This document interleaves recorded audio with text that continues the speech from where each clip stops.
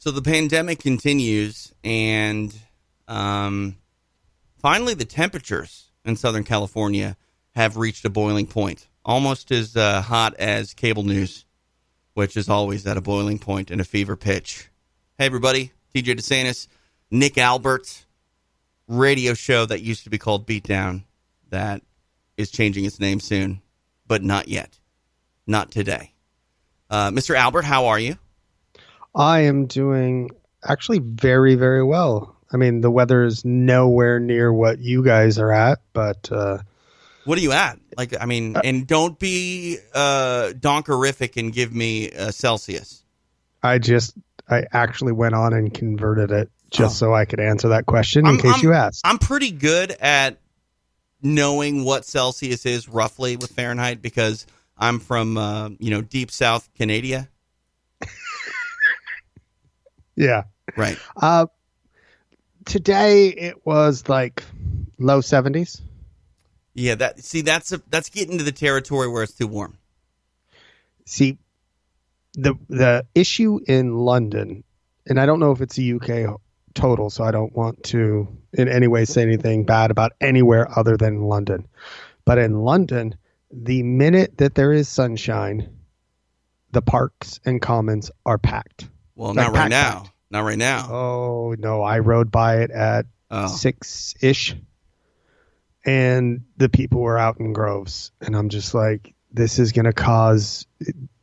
They've already said that if people don't obey, it'll end up being longer. And I could just think, I can't handle it as it is. I'm starting to get stir crazy. Yeah. I live alone. All right. So Nick Albert, currently phoning in from London, Florida. What's your prime minister's name again? Boris DeSantis? No? Might as well be at this point. Jeff Sherwood had no idea that Ron DeSantis was the governor of Florida. Does Jeff even know who the governor of California is? No offense to him. No, yes, he does. He hates him. Why he hates him? He doesn't know that, but he knows that he hates him. And unemployment is so good that apparently people that get it won't work because unemployment's so good. And I'm like, Jeff, $850 a week is not good. You can't live on that here. So he's like, well, it's pretty good. I don't know. I didn't know what to say to him. Like, yeah. Anyway, let's not get too political, okay? Because it drives me nuts. Somebody might inject some Lysol into themselves, and we don't need that happening. You got your Purell on drip or no? Hey, I know USADA said no more IVs, but I might need to start going again. If it's an IV, if it's a UV IV, we're good. Because apparently coronavirus is SPF nothing. Okay, cool. God. Then over here, we're going to have it forever because it's sunny one day, cloudy the next. Yeah. Seattle, UK. Yeah. Right. Things are starting to get crazy, like real crazy. Mainly because there's no sports. May 9th, Jacksonville, Florida. Why is the UFC having their event in an arena? That scares me. I don't know, and I have a feeling that there may be fans there.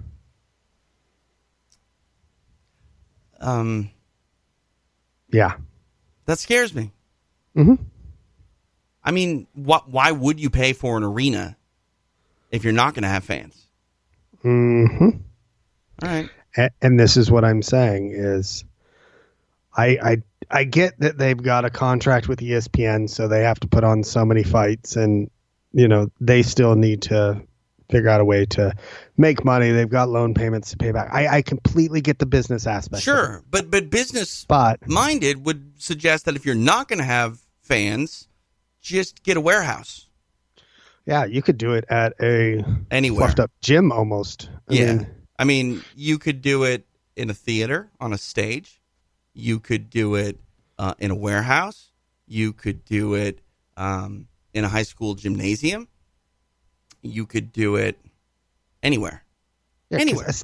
Aesthetics don't really matter. Well, like The smaller the room, honestly, the easier to make it aesthetically appealing. Well, the Cage Warriors event, the last event that took place over here, they had put it in this what is a kind of big warehouse area, but they had put up the black tarp to where it was about 10, 12 feet back from the cage. Mm-hmm. So you couldn't see what was going on outside of it via the cameras. And it felt like it was nice and close and everything. It looked really good. I watched it again on Fight Pass the other night because I wanted to see 2 of the fights again. And it looked good because of what they did with blacking everything out to where you couldn't see anything around it. And it gave it a nice feel. Right. I don't know what they're going to do in that big of an arena. What holds 16, 17,000 or something like that?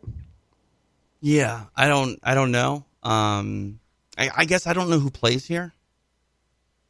Is there a team that plays in this arena? I mean, if it's that big of an arena, I assume like the Florida Panthers or something play there. I'm not sure exactly who. I don't know much about Florida other than, I mean, you can call your uncle. Yeah, Uncle Ron. Yeah. Yeah. No. Be okay. But yeah, no, I don't know. There's no reason you would get an arena unless you were going to try to put people in it. But I don't know. Unless they're getting it for next to nothing. Who knows? You think Ron DeSantis will be in the House? Honestly, I probably think he will. And the reason why I say that is because he's the one that's been pushing for opening the state back up. And this is a great opportunity for him to be out and put his money where his mouth is. Will his mouth be behind a mask? I don't see that happening, no. No. Yeah. I'm honestly surprised that it's not happening at the UFC Apex. Because, I mean, if the mayor of Las Vegas had her way, it'd be fine. Well, she wouldn't be on the floor. She's got a family. Right, of course. Right. Yeah. Let's not get crazy. Do as I say. What? No, I'm not going to do that. That it's bonkers. Like life is Mad TV. It's Mad TV. No, it's idiocracy. We truly live in idiocracy. Yeah. Look no further than what I saw on ESPN2 last night.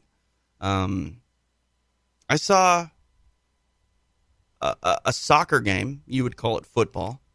Mm-hmm. But it was FIFA. Like, not the sanctioning body. Like, by EA Sports.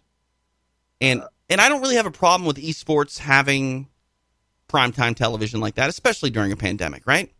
Completely fine. I get it.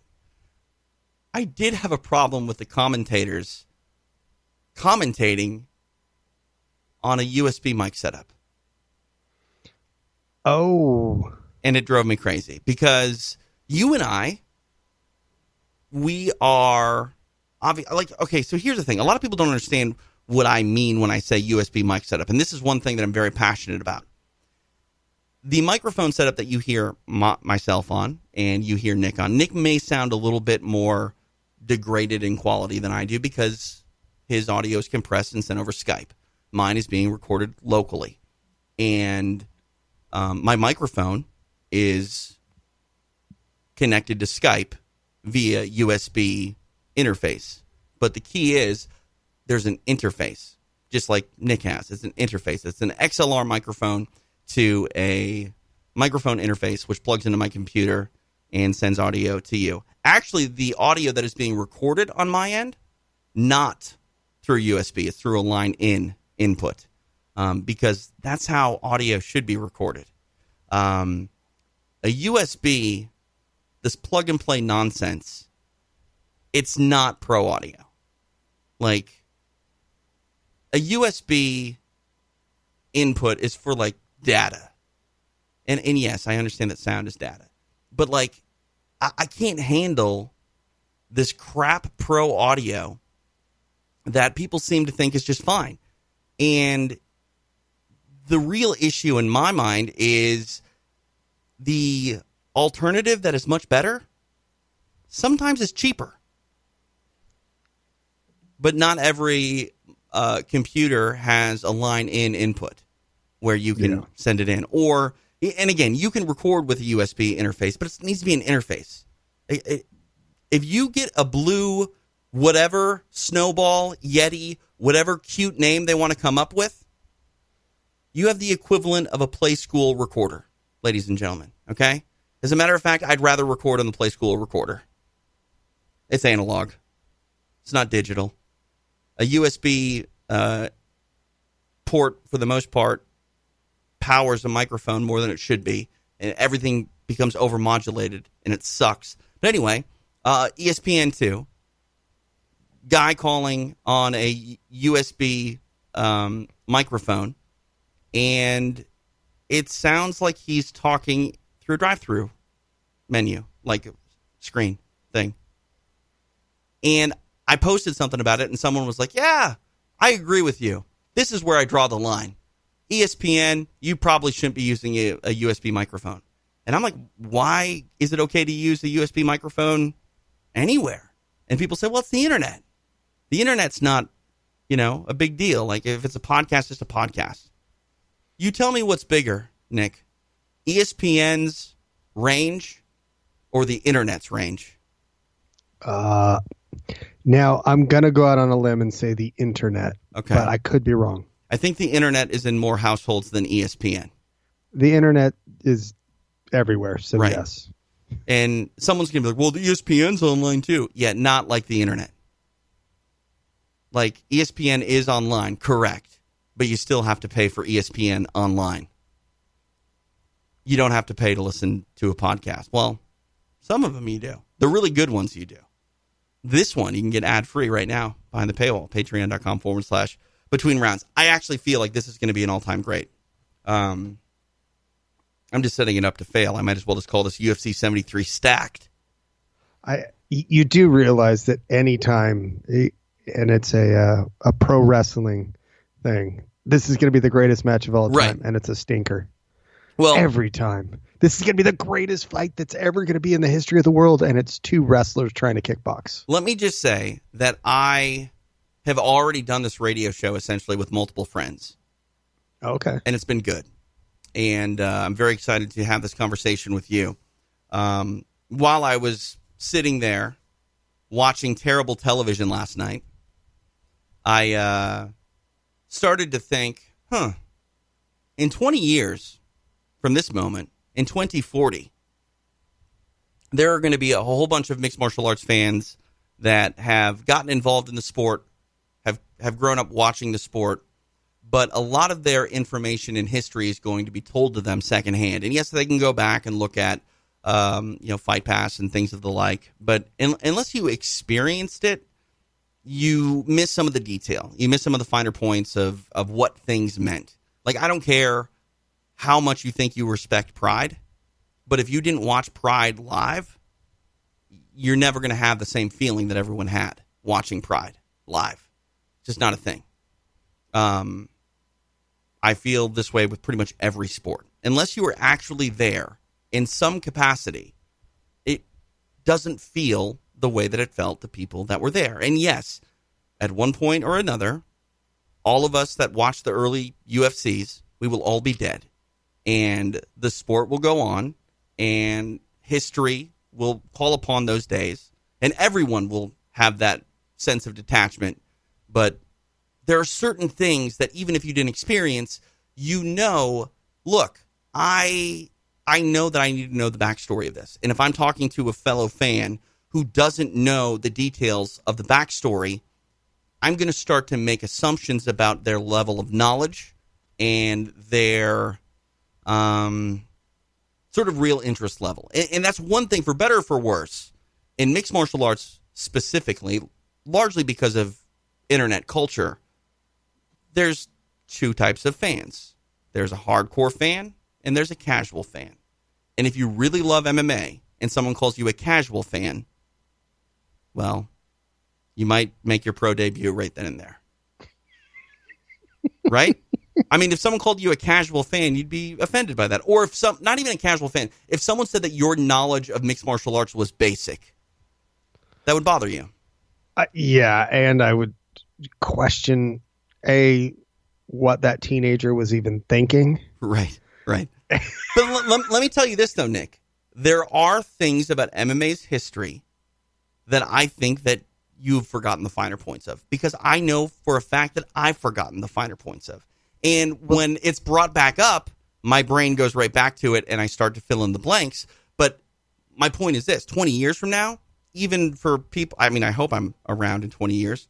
56 would be a terrible age not to make. But with that in mind, I'm going to forget some of the finer points when telling someone about mixed martial arts. So basically what I want to do is I want 100 slots on a piece of paper, and you fill that 100 spaces with the ammunition you need to explain the sport of mixed martial arts, its evolution, and its biggest moments and why they mattered, and why you need to know who these people are, or who these instances are, or personalities, or promotions, or occurrences.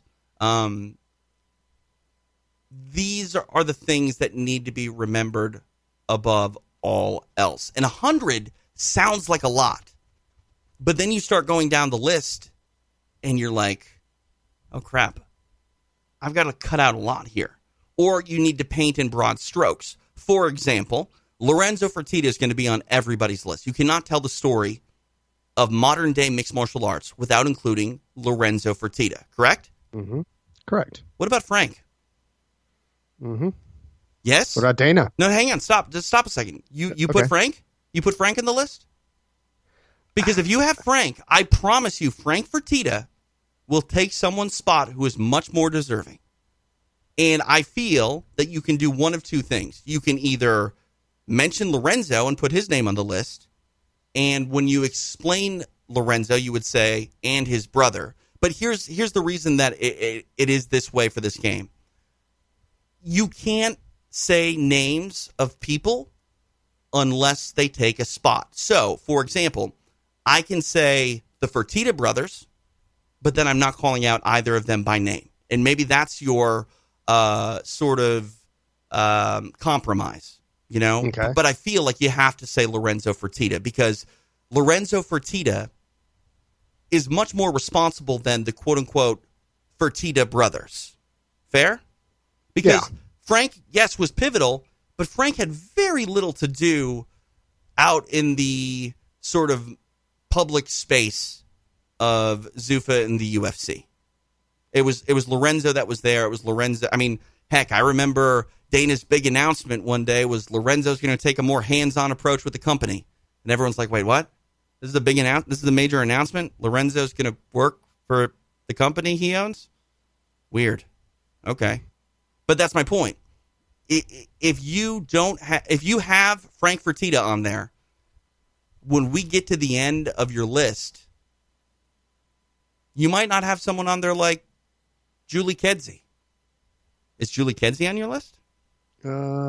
Yes, she is. And I mean, there are a lot of names.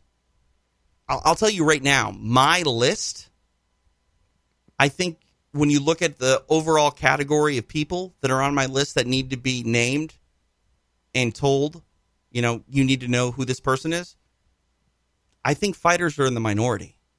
There are very few fighters on my list. And we can get into that, and I'll explain why. But all of a sudden, when you start to try to tell the whole story, and you only have 100 spaces for figures, organizations, fighters, etc., you're going to start painting with broad strokes, because you're going to leave really important, significant parts of the story out because there's just not enough spaces. There was a lot that once I finished the list, I had to go back through because I realized that I was over by 43. See, that's the thing. This list is great. And if you're on this list, you should be very proud of yourself because you've accomplished something. The story of mixed martial arts can't be told without calling you out by name. That's a hell of an honor. But this little exercise, it's more about who's not on the list. And I will be straight up with you. I will not give you my list today. I worked on this list for about 2 hours. I'm not even close to done. Oh, you told me this morning. I had a extremely long work day. I threw it together and I was still cutting out people when you called me. I was like, oh crap. Okay. Well, right. This here. Now I do have a caveat because I meant to ask you this, but I didn't. Right. Now, instead of a person, can I use a team? You can use a team, but if you use a team, you cannot call out any of those team members by name unless that name is taking up another spot. Okay. Fair? Yeah, that's fair. Okay.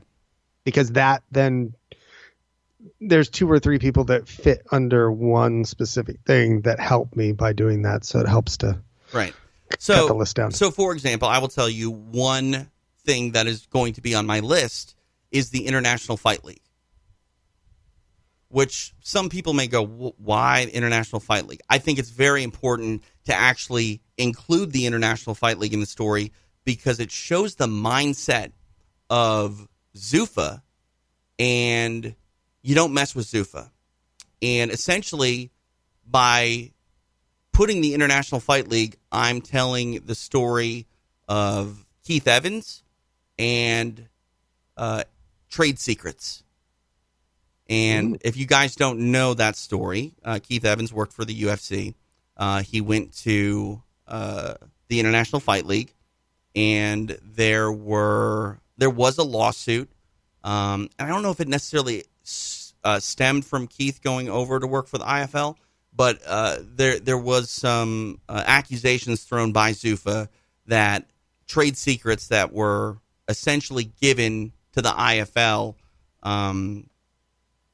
damaged the UFC. And I'm basically having the International Fight League on my list because I think that's important to tell that part of the story, but I don't have time to put Kurt Otto and God, why am I forgetting his partner's name?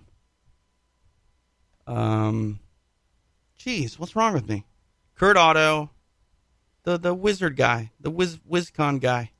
Garib Sheamus. Oh, there we go. Sheamus. So, right. It's unfortunate that I don't call out Kurt Otto, but if I said Kurt Otto on this show without saying IFL, I don't know how many people would even know that name. So what I want is everyone that is listening, you and I are going to have a discussion. I want to hear your list. I want to make some arguments for and against the people that you're saying. And I want listeners to give us a list. And when we launch Human Talk Fighting 1, I've already got the name for it. You ready? Yeah. Rewriting History. Oh. Yeah. HTF1, Rewriting History. All right. Because that's what we're going to do. And I think it's exciting because a lot of people fancy themselves hardcore fans. And when they try to tell the story, they forget massive chunks of it. And even if they know it, they think, well, one thing that I think this is going to do is it's going to tell, because I think this list of 100 is going to evolve into a list of 200. And the reason is I think 100 is guaranteed to be told in the overall evolution and story of mixed martial arts. I think numbers 101 through 200, those are going to be mentioned probably maybe half the time, and so on and so forth. Right now, today, it doesn't matter what order they're in. Everybody that's in the top 100 is essentially solidified their spot in mixed martial arts' history. But at one point or another, and it doesn't necessarily have to be like they're number one on the MMA 100 most important people. It's not so much you're number one, it's you're in the top 100. The top 200, you're getting a little bit more faded. And the top 300, if we ever got that far, like people are calling your name out, but they're forgetting how to actually say your name. You know? There's a stumble. It's like Eve Edwardson. It's like, wait, no, it's Edwards. No, I'm pretty sure it's Edwardson. Eve Edwardson. No. Is he on the list? I don't know. All right. I think Eve might actually be on my list. Let's go. Let's start. Let's see. Well, actually, you know what? Let's take a break. We'll come back, and I have a list of names essentially on my short list, and my short list is like 175. But yeah, I'll mark some of them off, and yeah, we'll go forward. So we'll take a break. We'll come back. You're listening to Between Rounds. So when I first said 100. People on Twitter were like, that's a lot. And when I actually put 100 spots on my Excel spreadsheet, I'm like, that's a lot. And then like 35 minutes later, I'm like, damn, I'm already 20 over. Yeah. As I started going through it, I realized that I had to. Did you forget some? Because I forgot some gigantic ones the first time through. Well, I went through the first time, and I was over by 20, 30. And this was just a quick go-through. I was thinking just top of my head. I'm like, okay, in reality, what would you? And then I started adding more. And then I realized, okay, I'm at like 140 something. But I still got to cut this down. So what do I do? Okay, well, I'm gonna do this as a team. But this person was such a big part. He actually has to take up a space as well. But the team as a whole needs to take up a space. So there was a lot of back and forth. Let's start there. I mean, if you don't mind, like, what team are you talking about? Is it a team of like fighters, or is it like Semaphore Entertainment Group? No, a fight team to begin with, because I don't think that a lot of early mixed martial arts can be told without like Hammer House. Oh, interesting. There's so many stories that go on with Kev and Mark and everyone. Here's my issue, and this is fair warning. I don't know if you have them on the list, but if you're going to say Hammer House and you don't say Mark Coleman in another spot, Mark Coleman and his name will not be told and will not be remembered. It will just be quote unquote Hammer House. No. Hammer House is a team. Okay. But Coleman gets a spot because he is Coleman. This is what I'm saying. Who are we painting over with broad strokes here? Who's not getting their call out? Is Kevin Randleman getting their call out? And that's the hard thing, is because Kevin, who is a friend of mine. Right. And he was originally on that list. And then I'm like, okay, but then we got to think about Baroni. Mm-hmm. Baroni doesn't really, I love Phil. Right. But does Phil really deserve a spot in the 100? Right. So when I was sitting there, because Phil Baroni came up on my list, he's on my list of 175. And I'm like, Phil has a place. Don't get me wrong. Phil has a huge place. But I don't think it's in that top 100. Phil Baroni may be in one of the early first real solid rivalries in the modern landscape of mixed martial arts with him and Matt Lindland. I don't know if Matt Lindland's in the top 100. I really don't. Lindland, I pulled into the Team Quest. Oh, okay. See, you're doing things really solid because, like, for example, there were so many people with Militich fighting systems that you definitely can't name them all. Like, I'm sorry. Like, I put Militich in it. Right. Like, yeah. Like Pat. I had to. Pat may get a spot, and people are being like, "What do you mean may get a spot?" I'm serious, because there are so many people that are going to be on the bubble of this top 100 that if you're a UFC champion, that doesn't mean you're on the list. I'm sorry, it just doesn't. And I think Pat's on the list for a variety of reasons, but Pat is mainly on the list for the fact that he was one of the first former athletes to find a home in commentating, like a regular commentating gig. He's one of the best coaches in MMA history, and he was a vocal spokesperson for fighters and evolution and change as a whole. Pat was one of the first people to sign on to the International Fight League. For better or for worse, he believed in the World Alliance of Mixed Martial Arts and WAMA. It's a lot of the things that Pat did outside of the octagon that earn him a spot on my list. And there are dozens of fighters that have come through Miletich fighting systems that are just not on the list. And it's not a sign of disrespect, but there's just not room. There's no room for Joe Dirksen. There's no room for Tony Frickland. There has to be room for Jens Pulver. There has to be room for Matt Hughes. I don't know if there's room for Tim Sylvia. See, I didn't have Sylvia on it, even though the rivalry with Orlovsky. And that's a big one. Exactly. So it was a bubble because it's like, okay, is there a way to put a fight on? Because it was a defining moment, i.e. a rivalry. You know, that may work. A trilogy may work, or you may be able to... See, here's the problem.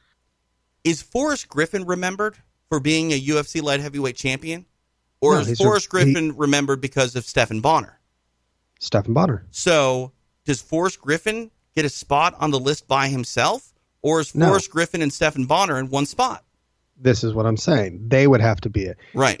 It's the same thing that comes down to, and sorry, I'm going to say this, I have the utmost respect for Don Fry. Ooh. Every time I see him, the nicest guy in the entire world, remembers my name every single time. Fantastic. But what is Fry known for? Well, I mean, early days of the UFC, some pop culture carryover. I mean, he's been in film. No. Tell me. Takayama. Dang. See, that's another one too. Like, this is what I'm saying. Takayama doesn't belong on the list. Okay. Not at all. But Fry Takayama belongs on the list. And here's my problem. I don't know if I have Don Fry on my list. I don't. I mean, he's on the list of 175. See, I was going through because you get people like, Coleman has to be on it because in reality, Coleman was the grandfather of ground and pound. He changed the way the game was done. Plain and simple. I will tell you straight up, I forgot Mark Coleman. And wow. No, hang on. He's on the list 175. But I forgot Mark Coleman until I was about 160. Okay? And I don't have a lot of UFC heavyweight champions. I think Coleman and Lesnar. Oh, well, no, Couture as well. Randy's. But those are the only 3 UFC heavyweight champions are on my list. See, I don't even have the quote unquote greatest UFC heavyweight champion of all time on my list. Stipe Miocic is not on my list. It's not. I mean, here's the problem. There are a lot of things, Nick, where you're going to look at fighters and look at their accolades, and while their accolades are great, and maybe they're the greatest of all time, I don't know if you have to explain those accolades to explain the overall history and how the sport has evolved. Yeah, but then you're getting rid of people like Minotauro. Minotauro is on my list, so there's another UFC former heavyweight champ. champ. Exactly, and that's actually why he's on my list. It's because is he the only one to own a UFC and a Pride title? Henderson, the tournament doesn't count. Doesn't count. I think so. And you can argue that Nogueira's interim heavyweight title maybe shouldn't count, but that's what I'm talking about. Minotauro Nogueira is an interim UFC champion, and that's the reason why he's on my list. And Stipe Miocic is not. Stipe didn't even come up in my list. Wasn't even a. See, and people are going to go crazy, but there are a lot of spots that are taken up by. Okay, so for example, here's the one that's going to kind of make everyone go crazy. And I wasn't going to reveal it until next time. But I might as well let the cat out of the bag now. And it's not on my list right now. What happened? Why is it not here? It's the United Culinary Food Workers International, the UFCWI or whatever. The Culinary Union. Do you know why the Culinary Union's on my list? All of the issues that the UFC has had with them over the past, dealing with... It's what kept them out of New York. Yeah. I mean, think about this. We were in the teens of this millennium, this century, before the UFC could go to New York. And it was because of the Culinary Union and politics. You cannot tell the story and the history of the UFC's growth and evolution without talking about New York. And you can't tell the story of New York without talking about the Culinary Union.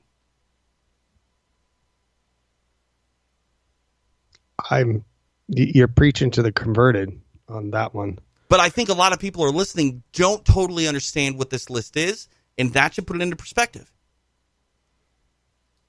Unless you just ignore the fact that the UFC didn't go to New York forever because there was politics. And that's your prerogative. If you would prefer to put someone that is a bubble person on the top 100 and forego talking about the UFC's difficulties getting into New York, I'm not mad at you for it. But it was a significant chapter in time. See, I have three that kind of go together that I think one of them for sure, a lot of people are going to just be like, shake your head. What are you thinking? All right, let's do this. Let's start going down the list, and I will tell you if I have it or not. And we'll just kind of make sure we hit everything that way. And the flow of discourse can go there. All right. Well, we already talked about Hammerhouse and Coleman. Right. I have Coleman. I don't have Hammerhouse. A random one that I don't know if you'd have, but I think it was significant as far as lightweights, especially in Japan, was Kid Yamamoto. He is one that is on the list of 175. And I don't know. I would lean towards Kid not being in the top 100. Understandable. Sticking with Japan, Gomi. Gomi likely is on the list, but it's difficult. It's difficult. All right. This one I hope isn't difficult. Megumi Fuji. 100% on the list. Okay. Hey, but we've got an agreement. What's funny about that, though, is I was talking to my friend Caleb, and for the sake of, the people that are on the bubble, Caleb would tell MMA history with women's mixed martial arts, starting with Gina Carano. And Caleb was going to shows. I mean, Caleb went to the second all-female hook and shoot card with me. Okay, like he knows that MMA for women was a thing before Gina Carano, but I understand why he, for brevity's sake, picks up with Gina. But for me, here's a name that I think belongs on the list, and he was like, "You're crazy." Debbie Purcell. If Debbie Purcell wasn't involved with women's mixed martial arts, there's a website that doesn't exist, and that's called Fighter Girls. And Fighter Girls was the forum for women's mixed martial artists to not only stay connected, but also make fights and get promoters to pay them to have those fights happen. And it was very pivotal to the evolution of women's mixed martial arts, where if we don't have that little space in the early part of the 2000s for women's mixed martial artists, I don't know if we ever get to Gina. I don't. So if you don't tell the story of Debbie Purcell, I understand why, but I also think it's something you need to think very hard about. Because if you don't tell the story of Debbie Purcell, I don't know why you would really start with Megumi. Because it's around the same area. It's the international side of telling the growth of women's mixed martial arts. And if you aren't going to mention Megumi, then do you even get to like things like Jules and things like that? Like, or or does women's mixed martial arts and your story and timeline of MMA's growth and evolution only really exist in the United States? And some people might even say it started with like Ronda, which that's crazy. I couldn't understand. I mean, you kind of go a little bit forward with where the timeline could start. I'll counter you and go a little bit backward from even Debbie Purcell and throw out Becky Levi. Becky Levi's not on my list, but Becky Levi was the first woman that I ever saw fight. Wow. See, again, it gets very difficult. And I think that kind of speaks large about history. It's impossible to tell the whole story. Okay. Now, these three in my eyes, and as far as my fandom, are synonymous with how I was interacting with mixed martial arts, how I learned more about it, and how I kind of, especially in the early days, kind of showed that I was there. So you got to go with Tap Out. 100%. There's no lifestyle sort of evolution in the gear without Charles and Tap Out. Yeah.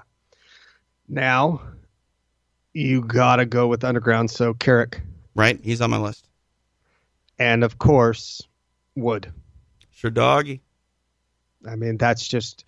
I think those three are so pivotal to that, and that's from my perspective.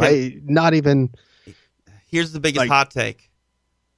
I'm sorry, Sherwood's not on my list. Wow. SureDog.com is on my list. Okay, but I don't know. I put SureDog. I don't know if Jeff Sherwood is shouted out by name, and largely, I don't know how many people today that are casuals even know Jeff Sherwood.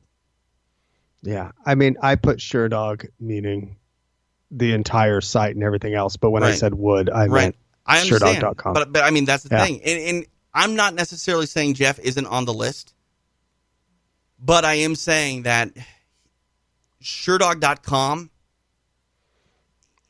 it's going to be this way. Either you're going to tell the story and you're going to mention SureDog.com, or you're going to tell the story Jeff Sherwood had a website, or you're going to do both. And probably the correct answer is probably both, because SureDog.com obviously has a place in history. But when you tell the story and the issues that Dana White had between himself and the media, you might have to talk about his enemy for life. Yeah, I mean, and that's Sherwood. That's gross. It's hard to tell the story without naming them. Gross is on my list. And what about Loretta Hunt?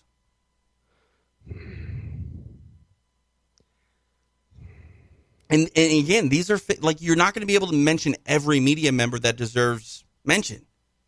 Yeah, there's 100 spots. I know, because we've already talked about Carrick, absolutely on the list. Yeah, he just has to be. I mean, there's Sherwood is likely on the list. Mm-hmm. Gross is definitely on the list. Mm-hmm. Is Ariel Helwani? Is Ariel so important that you need to call him out by name and telling the story and the history of mixed martial arts? I think you may, because of UFC 199, but you could also gloss over that by just mentioning Dana's issues with the media, and you mention Josh Gross by name, and you say continued into the next generation of journalists. Sorry, Gross, I don't mean to say that you're from yesteryear. I love you. But you know what I mean? Because, I mean, that's the thing. Like, today, people, I mean, when Sherwood dropped that story about UFC 249, someone responded to him on Twitter and went, "Oh, you're going to get Helwani'd." And it's like, you mean Sherwood? Dude, he's got a fax machine. Right. Like, what are you talking about, Helwani'd? Like, I'm sorry. Like, and that's the thing for me, too. Like, when people say, "Oh, you know, SureDog, you guys were doing, like, TMZ style reporting."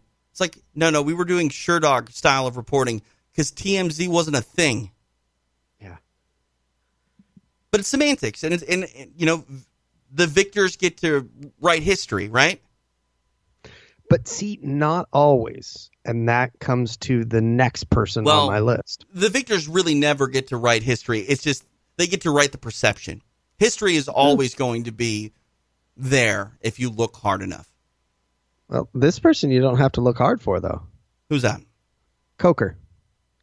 So that was interesting. I had a listener send me their top 100 list last night. Mm-hmm. And it was just like almost all fighters. And I'm like, where's Scott Coker? And he's like, yeah, Coker's not on the list. I'm like, you can't tell the story without saying Scott Coker. And I was giving him some shit because Crazy Horse was on the list. And I'm like, I'm sorry, man. Like, I don't think you totally understand what I'm saying. If you choose to have history remember Charles Bennett and not Scott Coker, you live in a delusion. I mean, you live in a world where MMA must have been on your periphery, like it was my cousin, who said, UFC, is that kind of like the IFL? Oh. Because the IFL had a network television deal, and he saw the International Fight League before he saw the UFC. And I'm just like, you're the only person on the planet that would say, UFC, is that like the IFL? That's like saying, oh, McDonald's, is that like my Uncle Chuck's barbecue? No, not really. But yes. See, one that... And this one, I think it's because he ended up getting mainstream attention somewhere else. And let's be honest, he's a nice guy, you know. Tank Abbott. 100% on the list. Yeah, I just... You go through it. And here's... So we talked before, and I said about specific fights. Now, in their own rights, both of these guys might be on the list. One, definitely. There's no question about it. But the fight is the first fight between Dan and Hua.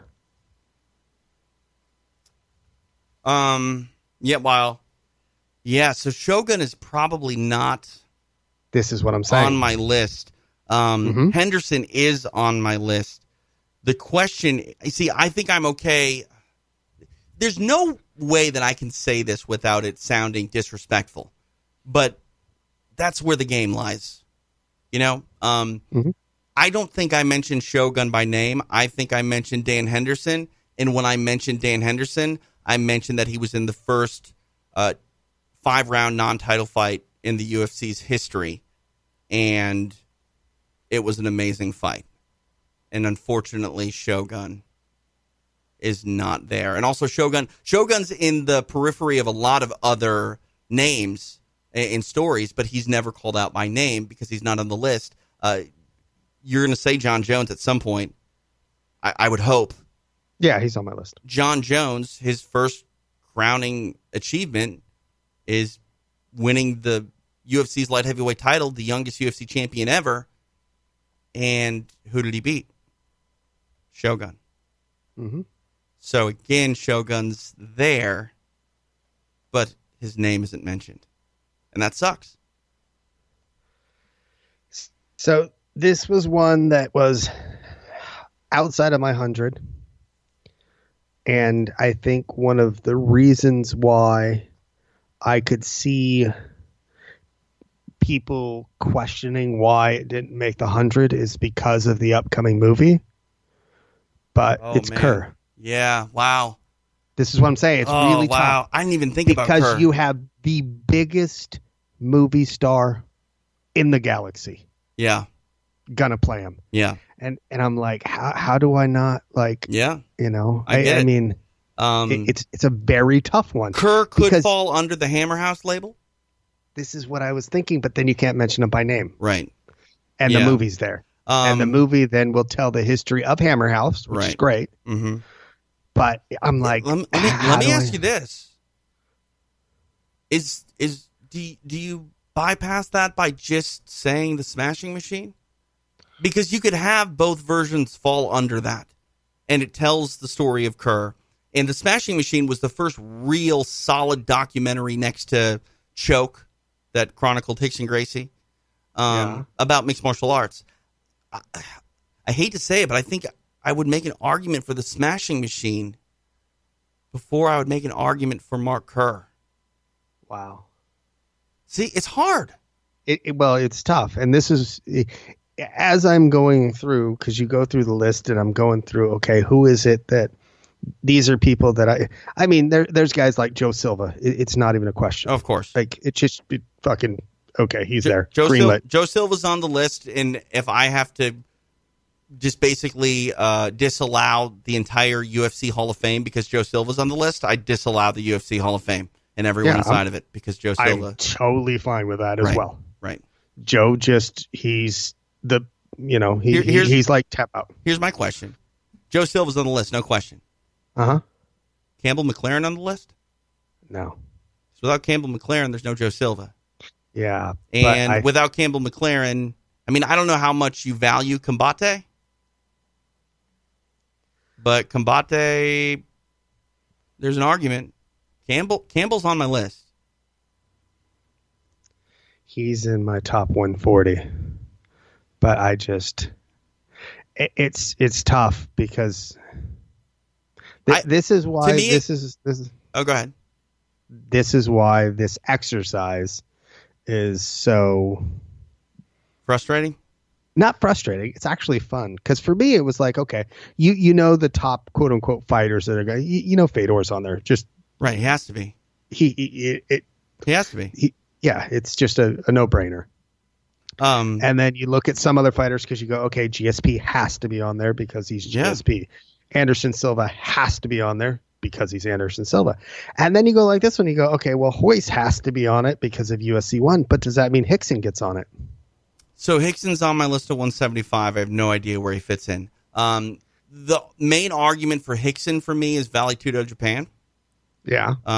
Because that was a really big part in the Japanese mixed martial arts evolution. I tend to think that he won't be on the list. I tend to think Vale Tudo Japan won't be on the list. What about Pancrase and Shudo? I have Pancrase on my list. I want to include Shudo, but I don't know if I can. And it hurts me to think that Shudo would just fall under Japanese MMA because you're going to say Pancrase and other promotions. You're going to mention Pride.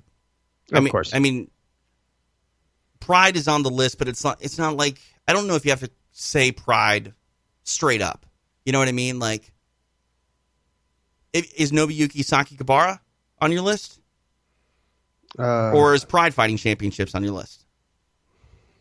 Because, I mean, I guess Pride could just be said, therefore Sakakibara doesn't need to be said, but then what are you doing about Ryzen?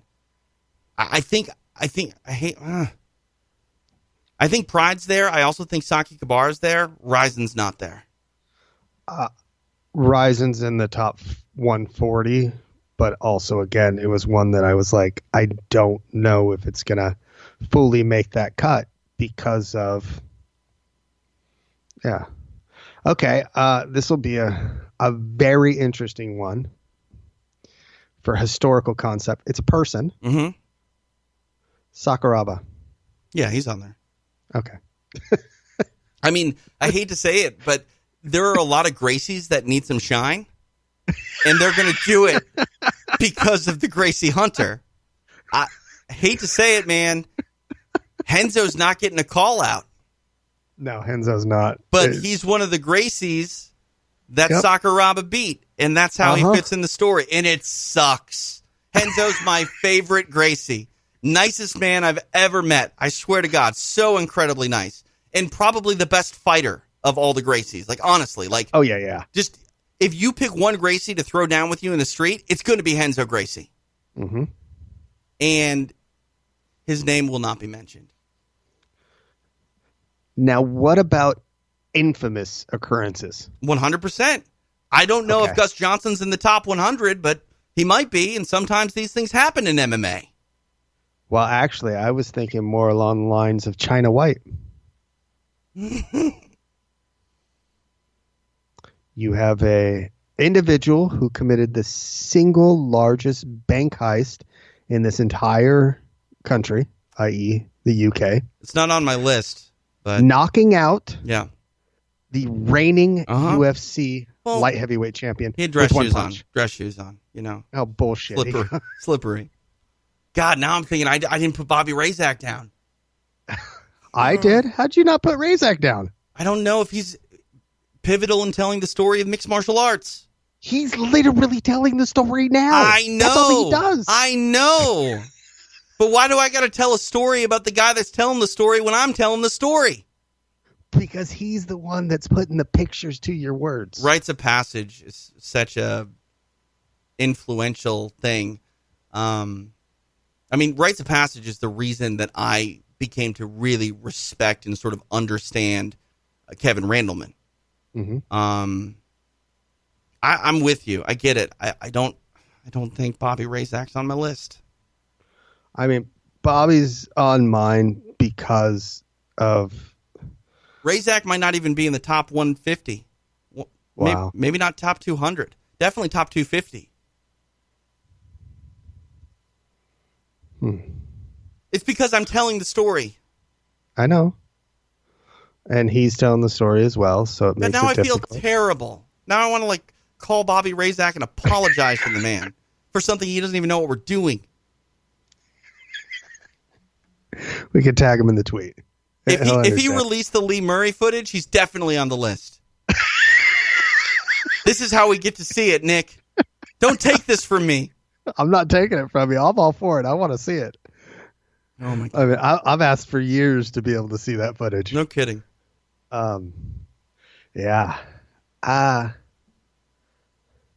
See, then I started getting into, I mean, you know, we talked about Megumi Fuji, and then you can't really tell the story then unless Gina is there, because Gina was that turning point.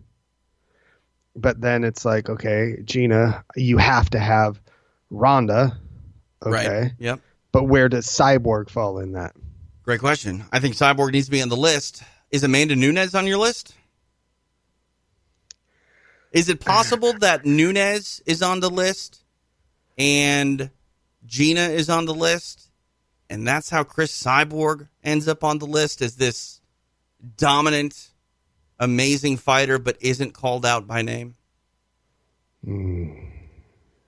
Because to me, Cyborg is the cherry on top that made Amanda Nunes the greatest women's fighter of all time. You may have an argument that Cyborg belongs on that list more than Amanda Nunes. I'm going historically. So if you look at what Chris has done over the course of her career. Here's the thing. I don't know if you can tell the story of Amanda Nunes without telling some of the story of Chris Cyborg. Is there enough room to get to Amanda Nunes? You're going to mention Ronda. You're going to probably talk about her fall from grace. You're going to talk about Holly Holm. Maybe you don't. But is Holly Holm and Amanda Nunes lumped into, well, then Ronda lost a couple fights? Because that sucks. Yeah. And I'm not going to be mad at you if you cut Amanda Nunes out, because I don't know if you have to tell Amanda Nunes' story and her accolades as part of the history of the sport. It is something that happened, but if you're going to tell me the history of the NFL, do you have to tell me who the all-time receiving leader is? No, I don't need to tell you about Jerry Rice just to tell you. Right. And no offense to Amanda Nunes, but I don't know if you need to tell me about Amanda Nunes as part of the entire story of women's mixed martial arts. It's not right. It sucks. But that's this game.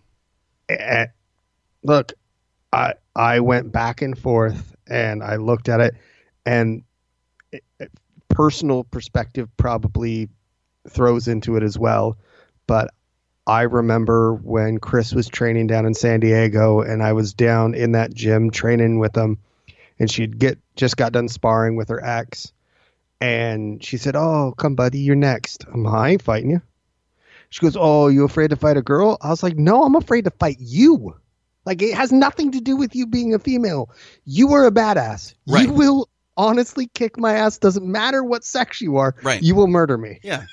Yeah. I mean, it's like getting attacked by a ferocious creature. It doesn't matter if they're male or female. They're a ferocious creature. Exactly. And Chris Cyborg is ferocious. And it's just, I mean, yeah. That's... Okay. Look, it's inevitable. It has to be done. Chuck. Yeah, he's on the list. I just think him and Tito, and they each have their own spot. So does Randy. So those three. Yeah. Chuck is on there for a variety of reasons. Mainly because of when he won the UFC light heavyweight title and sort of what was going on in the sport, and he was just the poster child of that. Mm-hmm. Good Morning Dallas on the list? No? Okay. No. It's not on my list either. BJ Penn. He's on the bubble. Likely to be on the list, but he's on the bubble. And the reason he's likely to be on the list for me is not because of what he did in the octagon. It's actually his decision to leave the octagon and go, I'm going to go fight anybody I want to. At any weight class. Lyoto, what up? Go me. Yep. Come to Hawaii. My brother will pay you to fight me. So BJ Penn is likely on the list, but he's probably past number 80. He's in the last 20.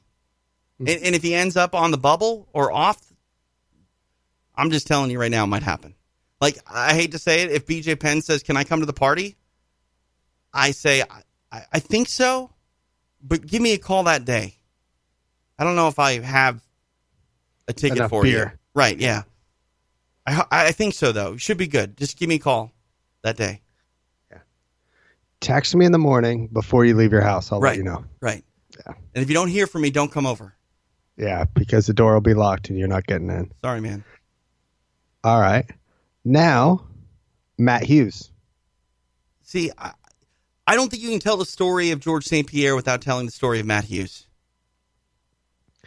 I don't think you can tell the story of that division before GSP and what it did. I mean, you wouldn't be able to put like Carlos Newton in there. Right. Carlos isn't on my list. Yeah. But Hughes has to be because of what he did for that division. Well, I mean, George St. Pierre's accomplishments meant a lot because of what Matt Hughes did before him. Yeah. This is what I'm saying. Right.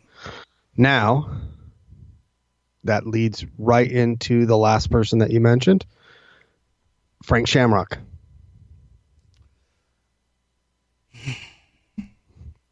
So I think Frank makes a strong case for the list, but depending on some ancillary things, Frank might be Ken Shamrock's really talented brother.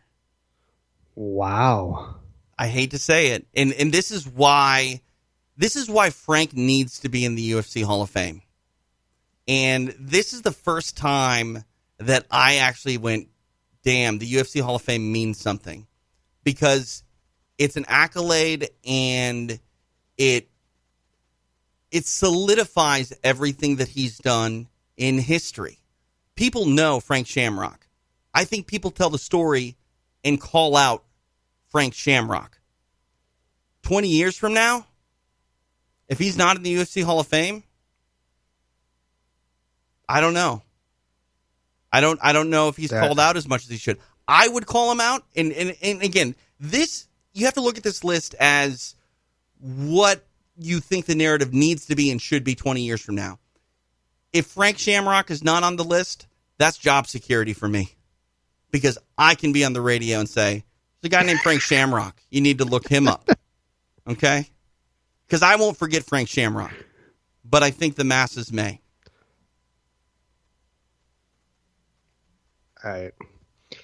I find it hard. He was such a... Is Frank Shamrock pivotal. Is Frank Shamrock a name, or is Frank Shamrock, and then Tito ran into a really tough guy, but he rallied and rebounded and then became the first UFC real poster boy at 205 pounds. Because Frank's in the story. I just don't know if his name is in the credits. I think it's hard to tell the Strikeforce story without him. I don't know. How pivotal in the Strikeforce story is he? He was a champion there. He was in the commentary booth. He was a poster child for them as well, though. He was their Chuck. It's interesting because now we can break it down to like a granular level. Strikeforce was around for a very long time, but they had this quick sort of burn to it when you look at like when Strikeforce really became on the scene and then when it went away. And Frank Shamrock is like first generation Strikeforce. I know we're talking just about like a handful of years. How do you have multiple generations of something that was only 5, 6, 7 years strong in the mixed martial arts scene? I don't know. Frank Shamrock may be overlooked because of champions like Nick Diaz and Jake Shields. By the way, I don't know if either of those guys are on the list. I was able to put Diaz brothers. I like that. Nate needs to be on there because Conor McGregor's story doesn't make a lot of sense without a foil, and he's clearly the foil.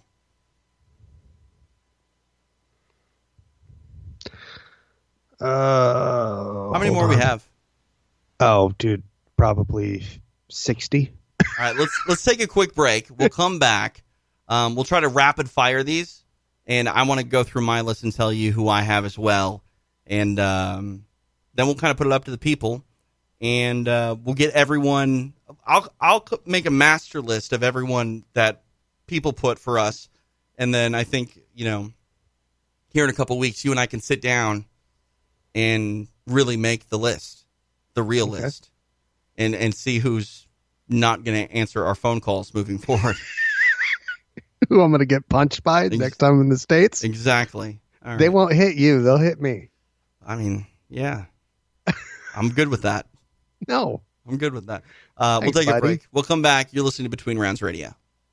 People were listening to the beginning of this show, and they're like, 100? No, that's too many. And now they're going, 100 now looks like 10. Yeah.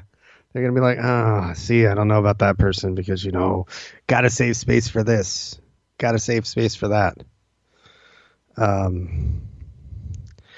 It's tough as well is because I try to look at people, like I told you, I've got Team Quest because of the likes of Lin, Tanner, sorry. Flem Monster. Yeah. Tanner and what they did as far as a team, that was the West Coast version of what Milicic was doing.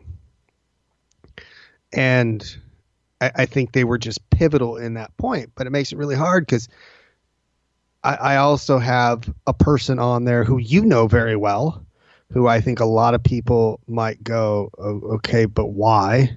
I have Shannon Knapp on mine. Oh, Shannon's definitely on the list. I think what she's done for women's MMA is you can't get into it. Without Shannon, there's no strawweight class in the UFC. Yeah. And no flyweight class in the UFC. You know what I mean? So, probably no 145-pound class in the UFC. You can argue that Cyborg may have made that happen by herself, but the point is still this: like, if Cyborg doesn't fight from the time Strikeforce goes away to the time she makes her UFC debut, do we even get there? I tend to think we don't. So, yeah, Shannon's on the list.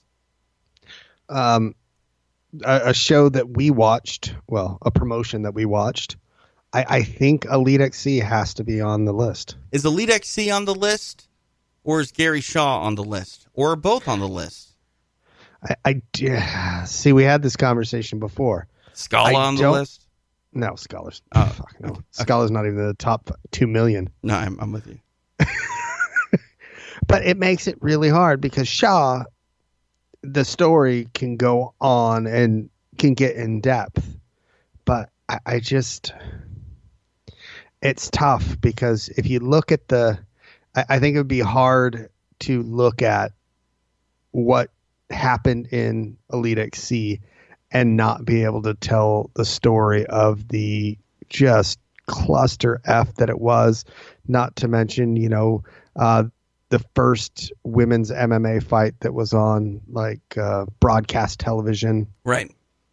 I mean, there's so many things about Elite XC that you have to say for the history of the sport. Elite XC is on my list. I don't think Gary Shaw is. Yeah, Shaw. Gary Shaw is a boxing promoter put on the show called Elite XC. Yeah, I mean, see, this is a tough one, and there's a few reasons. I think that this person was kind of a quintessential in the crossover that was Japan and the U.S. at the time of the Monday Night Wars, as you'd call them. Mm-hmm. Vanderlei. On the list. Okay. Yeah, I just, it was one of those things. Now, this will be the one that you're going to shoot down right away. All right. But there's a reason for it. Okay. Diego Sanchez. Not on the list. It's not for accomplishments, but it's for showing the lunatic side of MMA. And I mean that in the most endearing term possible. But okay. I think it's hard to tell the story without that. Pound for pound, the greatest fighter that's ever lived, DJ. On the list, and here's where you're going to hate me. He's on the bubble? Mainly on the list because of the trade. Wow. Okay. No, actually, I mean... And the reason I say that is... Now, well, hold on. Yeah. Do you put the trade on where neither of the guys are mentioned? Because if Demetrius you're going to... Johnson is definitely on the list, and the reason that I say he's on the list is because the evolution of the flyweight division and the trade. Is Ben Askren on the list? No. I don't know. I tend to think not. That said, DJ is definitely on the list, and I may say, he was also traded, and then you talk about the UFC not always understanding or always having success marketing certain things, and you can also talk about Demetrius Johnson maybe not marketing himself the right way. But, yeah, DJ's on the list, but again... It's several factors that makes him on the list. But that's what I'm saying is because he stretches along more. Again, it's not just the greatest fighter that ever was. Like accolades mean a lot. And I think they're important, but they don't mean that you are on the list as a vital, keynote in the history of mixed martial arts. For example, I don't explain the UFC's middleweight division at all. So I don't really talk about anyone outside of Anderson Silva. And beyond that, you're forgetting people like Bustamante, who may be there because he had a contract dispute with Zuffa and showed up in Pride with the UFC title. But I don't mention Bustamante.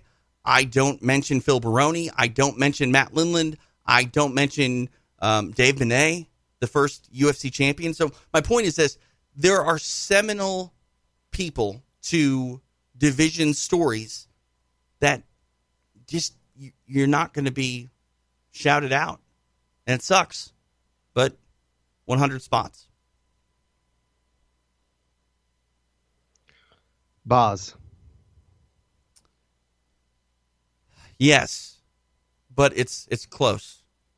And the reasoning why, for me, is 3 factors. Okay. Fighter. Uh-huh. Coach, IFL. Right. Commentator. Yep. I have one more factor. Bas Rutten carried over into the mainstream and showed up in things like Grand Theft Auto. Oh, I didn't play video games, so I didn't know that. That's cool. So he's not a character really he's not a playable character.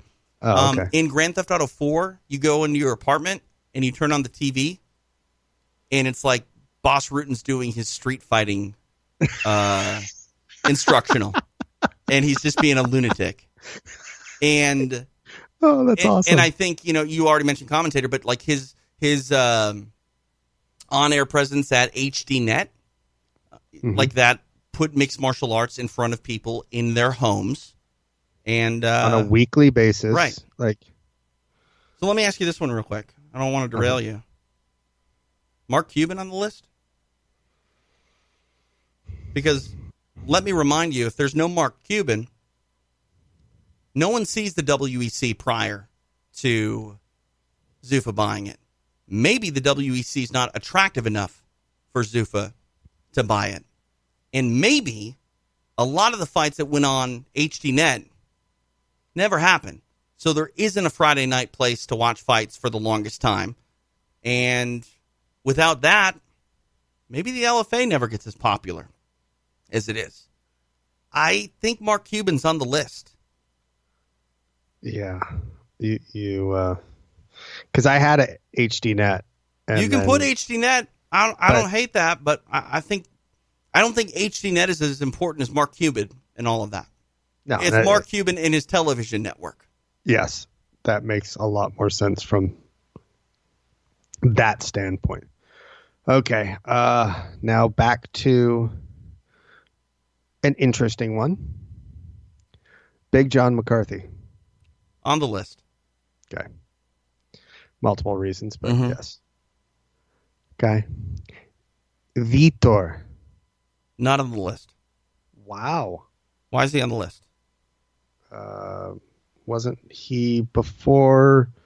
He was the youngest champ before. Yeah, don't need to really John tell Jones, that side right? of things.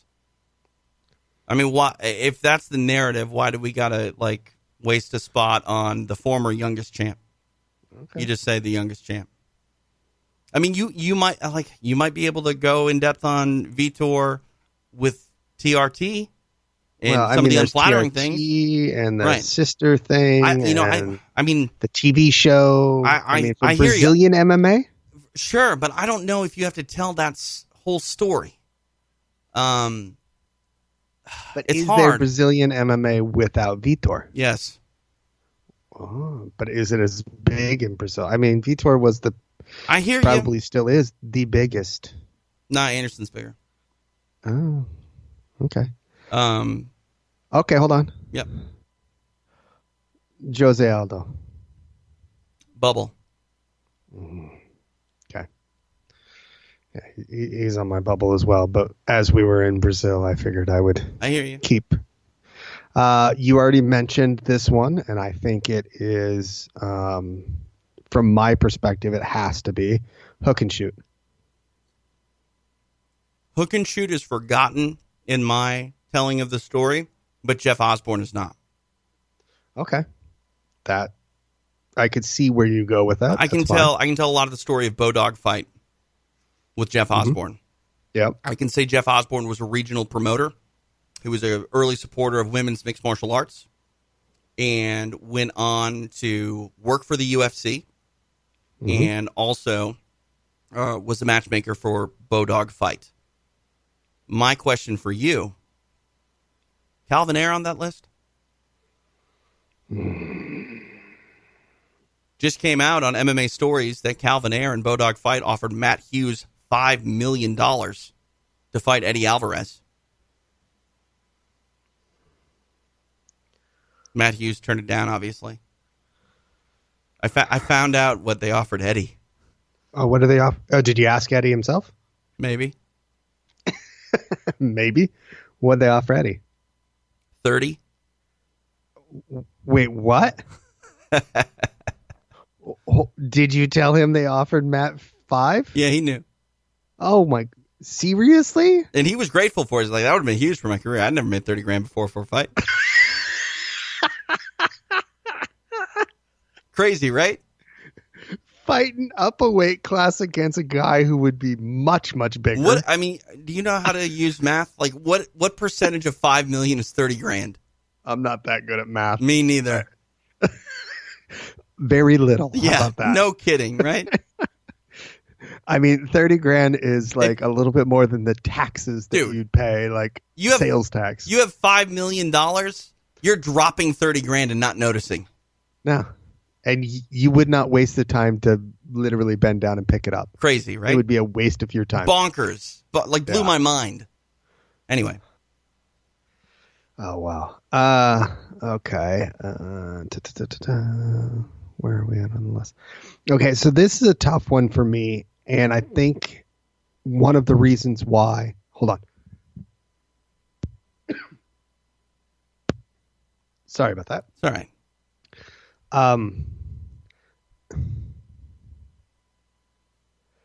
I really think that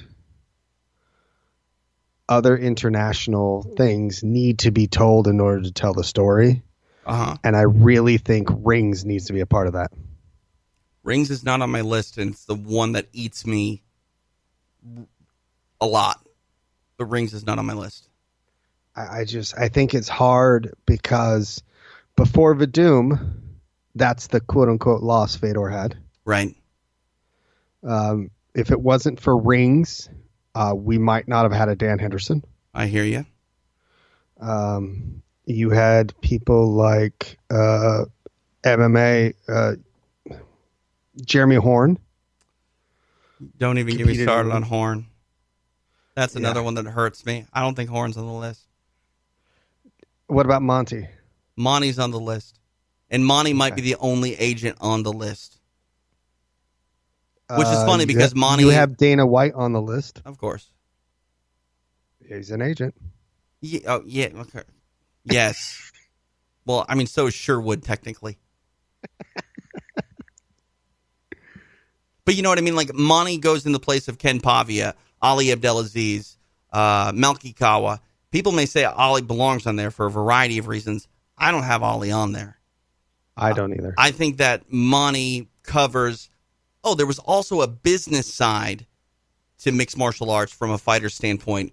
Monty Cox became the sport's first premier super agent. That's where the talk ends.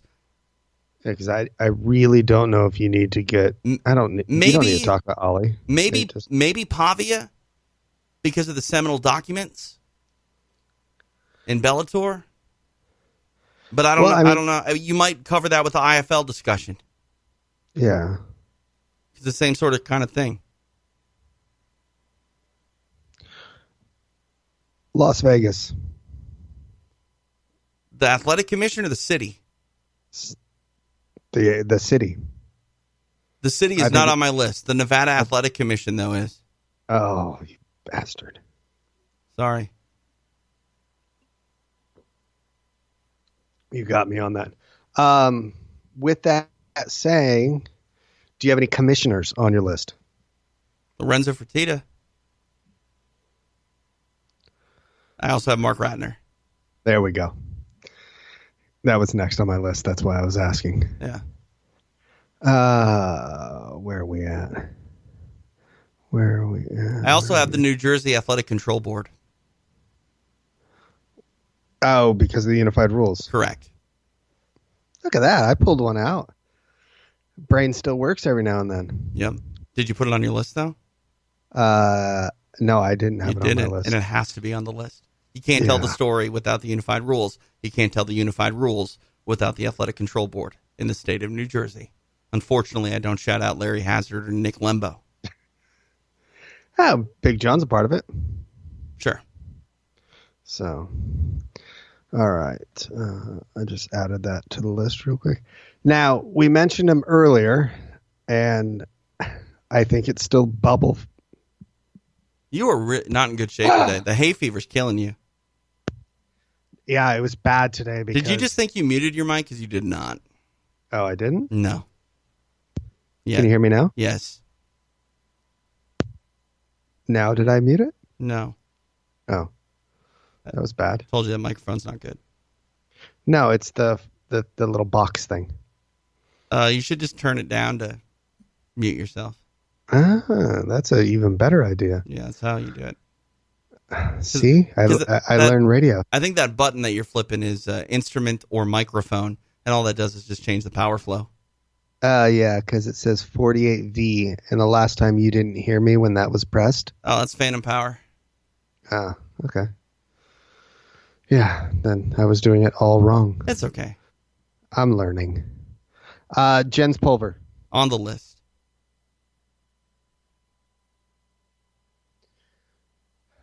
Okay. This one I'll probably, you'll either shoot right down or, I mean, I think it's kind of hard to tell certain aspects of the story without Josh Barnett. Not on my list. And that was a hard one. I mean, steroids. I know, but I think I can tell the story without naming Josh Barnett by name. Which he might enjoy. Let's rapid fire. We got to get going. I'm like melting in this room because it's 95 degrees in here, and I still want to go through my list. So let's not have as much discussion. You go rapid fire. I say yes or no, and then I'll do it. All right. Ready? Yep. Bisbing. No. Orlovsky. No. Lombard. No. Yoel Romero. No. Gono. No.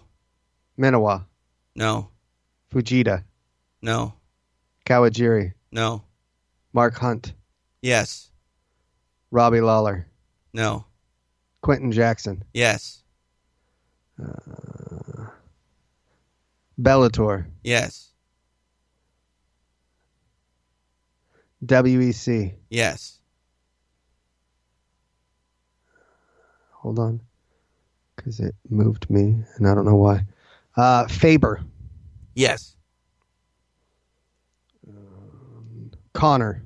Yes. Brock. Yes. Chemo. No.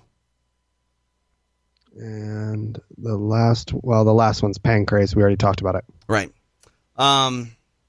So if everyone listens to what we've done and actually like mark down how many times I say yes, we're over 100. I promise you. So just think about that for a second. Everything that I've said yes, it's all up for debate, except, I don't know, probably 60. There are probably 60 locked spots. I feel around 60, we start to get in that bubble territory. Mm-hmm. So think about it. There's a 40% chance you're not on this list just because the list is so elite. And I'm going to go down some names that you did not say, and I don't know if they're on the list or not, but they came to mind. We already talked about Amanda Nunes. Antonio Inoki. Nope. I'm going to say yes. Inoki was in probably the first real, widely seen mixed martial arts fight in this country when he took on Muhammad Ali. So, by the way, Muhammad Ali's on the list. It may be bubble, but also the Inoki Bombayi. Yeah. Got to have him on. Okay, there is one more, and I realized it because it was above Hammer House. The first ever U.S. mixed martial artist. Danny Hodge. Woo! That I didn't even think about that. Hodge, he competed. Yeah. It was actual MMA. Yep. No, I like that. But is it in the story? Yeah, because he was the first. Yeah, but you don't have to tell the first. Turned boxer. You don't have to tell the first. Yeah, but you don't. All right, let me continue. Yep. Art Jimerson. Is he just the guy with one glove? Probably is. Yes, he's. And there was a guy that fought with one glove on at an early UFC event. Right. Bob Meyerowitz. Yes. Bob Sapp. No. He was in the highest televised fight in the history of Japan. Yep. And he also had a... cereal. Yep. Well, that too. And an album. That too. Mm-hmm. Biggest, potentially biggest MMA star in the country of Japan. Yep. Probably not on the list. Yep. Let's see here. ESPN. I went with Fox in my, or not Fox, sorry, Spike in my 140. Mm-hmm. I don't know how big of a deal ESPN is. I've thought about putting American Network Television. That covers CBS. That covers everyone. Covers pretty much everybody. Yeah. Yeah. The only thing is, I think Spike is quintessential. Right. I'll get there. Okay. Gary Goodridge. Nope. He was actually Bubble originally. Yeah. And the reason I have Gary Goodridge is because Gary's kind of been, the most outspoken fighter about, life after fighting and the issues that have come along with it. Hidehiko Yoshida. He's in the top 140, but not top 100. Ian McCall. No. The reason I made a case for Ian McCall is I don't know if the flyweight division gets to the UFC without him beating Jussier Formiga. Without Ian, Demetrius Johnson's tournament win is probably not as impressive. I'm with you, probably not, but he was on the list initially. Here's one we haven't mentioned, and I think he has to be on the list. James Toney. No. It's the only time a boxer came over and fought an MMA fighter in that space. Now you're going to say Mayweather needs to be on it.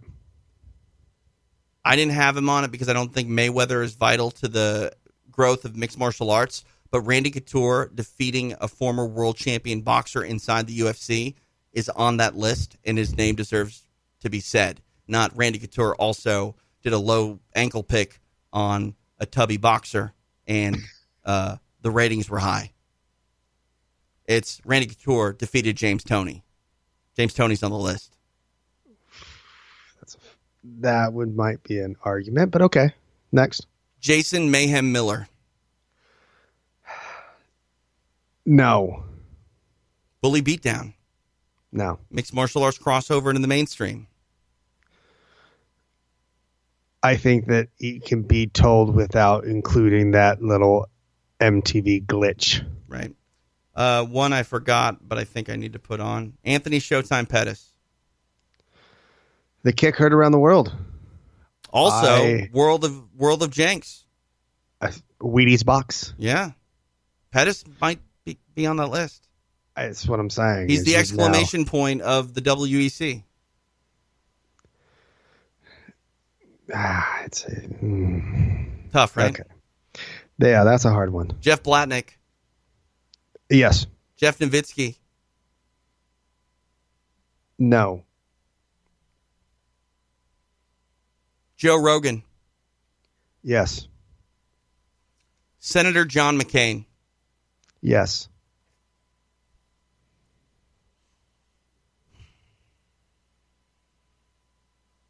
Marcelo Alonso. No. Do you know who that is?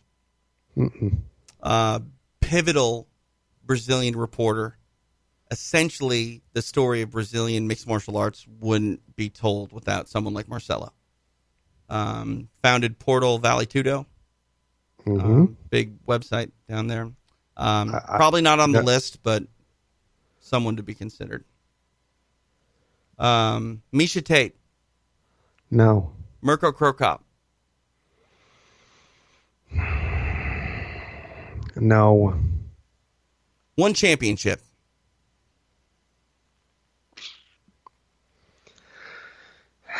Is one championship literally and Demetrius Johnson was traded to a different promotion. Yeah, I know. It makes it tough because you go with one, then you got to start looking at Chartree. Mm-hmm. And don't get me wrong. I know Heath worked for Evolve for a long time when he was living in Singapore, so I know what he does for mixed martial arts across East Asia. It's just, that's a really, really tough one. It is. That's... Because people will argue that it's the most watched mixed martial arts promotion on the planet. The numbers do say that that's it. Right. But, yeah. Right. Now I hear you. Reed Harris. Nope. And you can include in my dear, dear friend, the midget himself, Sean Shelby. Shelby's on the list. I'm going in alphabetical order if you didn't know. Oh, okay. But yeah, Shelby's on my list. Horian, Ronda, Hickson, Shudo. I wanted to be on the list. It's not. Yeah, it's in my top 143, but I don't think it makes the 100. Spike TV. Yeah, I may have listed them under Viacom. Because I think Viacom... Because that gets CBS. It's kind of the whole. And I think that Viacom, because of their ownership of Bellator... And by the way, I went with Viacom over Kevin K. I almost said Kevin K, but I just went with Viacom as a whole. Okay. But yeah, there's that. Susumu Nagao. Do you know that name? Do you know who that is? If you don't, that's not bad. No. He's a Japanese photographer who basically was the only person that shot every vital mixed martial arts show ever before it got big. He was there at UFC 1, credentialed photographer. Well, going off of that, would you put Esther on there? Good call. I don't have Esther Lynn on the list. I also am not putting Susumu on the list, but came to mind. Here's one that we haven't said, and I think it's very pivotal. And I don't know which one to pick. King of the Cage or Terry Treblecock. But one of those names need to be on that list. So I had KOTC. It's 142. And on my spreadsheet, it said KOTC, and then it said Treblecock in B. Got it. Because I didn't know which one I was going to go with. I feel that. Because, yes, let's be honest, that's really important. But one of those two. Yes. One of those two. The Tachi Palace Hotel and Casino.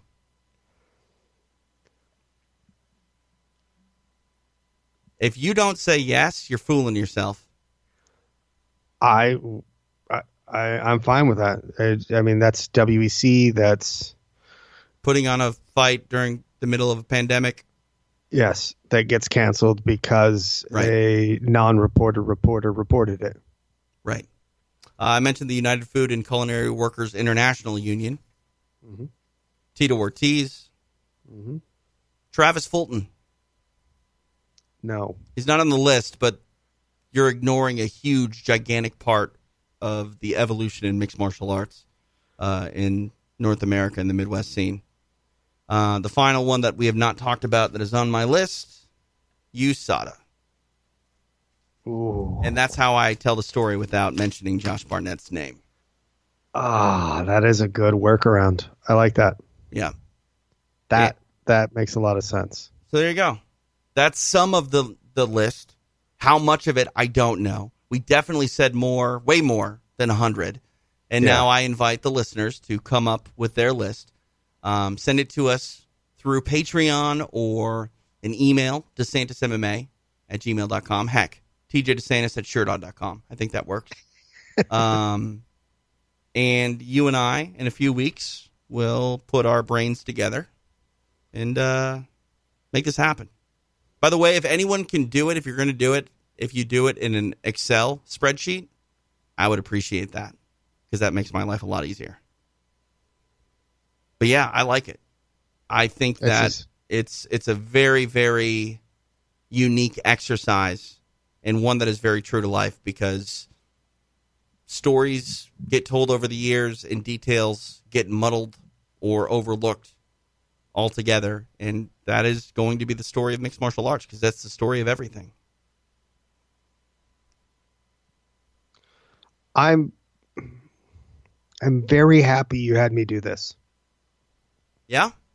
Yeah. Why? It was, for me, a lot of it forced me to think about things that I hadn't thought about in a little while. Like, so Kev and I were really good friends, like Randleman. Right. Absolutely adore him. He was one of my favorite people on the entire planet. I was fortunate to be able to spend so much time with him during the Strikeforce days. And it was little things like that started coming back. So I started getting memory bubbles. Sure. Because I don't think about all that shit all the time.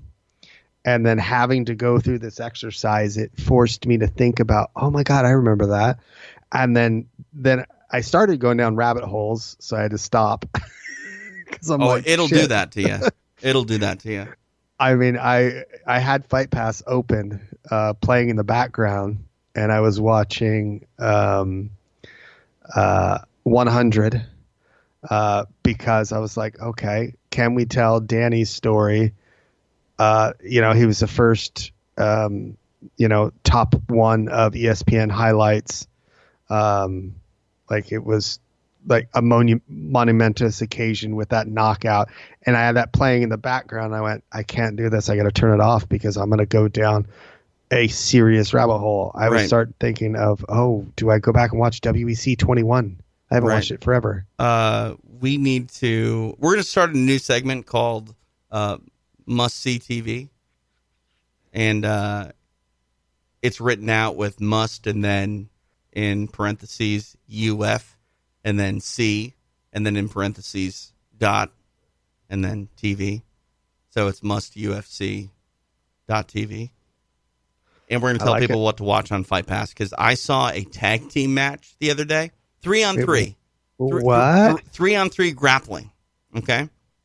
Okay. It was Pat Miletich, Tony Frickland, and a guy named Steve Rusk versus Jens Pulver, Matt Hughes, and Mark Hansen. And you're allowed 5 seconds to tag team. It's chaos. Dudes are going for heel hooks while they're already in arm bars. And, Matt Hughes is the reigning welterweight champion of the world at this time. It's bonkers. Wow. You know that I have trouble with the thing. Can you tell me how to find that, like off air? Yeah, because I want to watch that. Yeah, I might even pull it up and watch it with you. It's pretty great. We could do a watch along for that. That would be fantastic. Oh my God! And Big Papa Shinaki's doing the commentating over the house. Oh, Big Papa! Let me just say he's saying things that he can't say today. I can't wait. This is going to be awesome. It's must-see TV. So, all right. Again, I want to hear everyone's top 100s. If you want to, give me your top 200 if you got it. Give me as many as you can. And we'll make the master list in the coming weeks. Yeah. Real quick. I had done this before we started the exercise 100. The arena that UFC 249 in, it holds 15,000. So it's got to be an NHL arena. Yeah. So. Huh. All right. Well, that's a lot of room for their crew. It'll be easy to social distance. Right. Maybe I can hit up Uncle Ron for some tickets. I don't know how you get a flight, though. No. I mean, whatever. It's not that far of a drive. No, it is. It's on the other side of the country. All right. We got to go. He's Nick Albert. I'm TJ DeSantis. We'll see you next time on Between Rounds Radio.